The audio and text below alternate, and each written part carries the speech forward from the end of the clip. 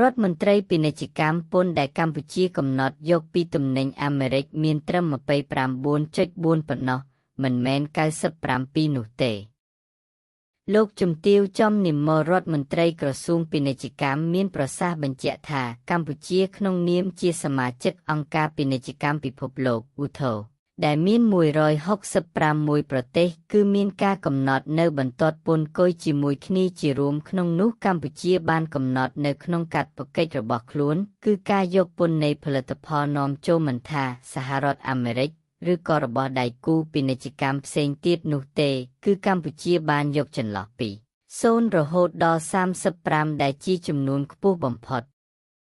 លោកជំទាវរដ្ឋមន្ត្រីបានថ្លែងបញ្ជាក់បែបនេះក្នុងបទសម្ភាសន៍ពិសេសមួយចេញផ្សាយកាលពីយប់ថ្ងៃទី3ខែមេសាឆ្នាំ2025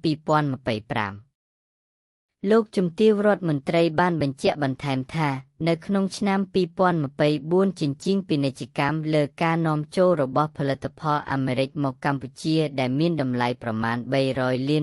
បន្ទាត់ពន្ធខ្ពស់បំផុតដែលកម្ពុជាមានទៅលើផលិតផលនាំចូលរបស់សហរដ្ឋអាមេរិកគឺមានត្រឹមតែ 29.4 មានន័យថាទាបជាង35ដែលជាបន្ទាត់ពន្ធដែលមានជារួមលើផលិតផលនៃពាណិជ្ជកម្មដៃគូទាំងអស់ផងដែរ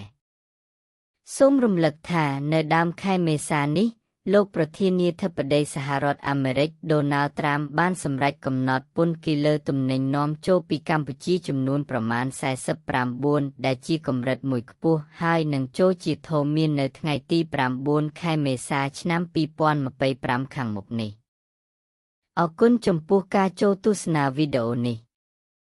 បើស្រឡាញ់ចូលចិត្តកុំភ្លេចជួយចុច Like Share និង Subscribe ដើម្បីបានវីដេអូថ្មីទៀតសូមអរគុណយ៉ាងកក់ក្ដៅ Thank you so much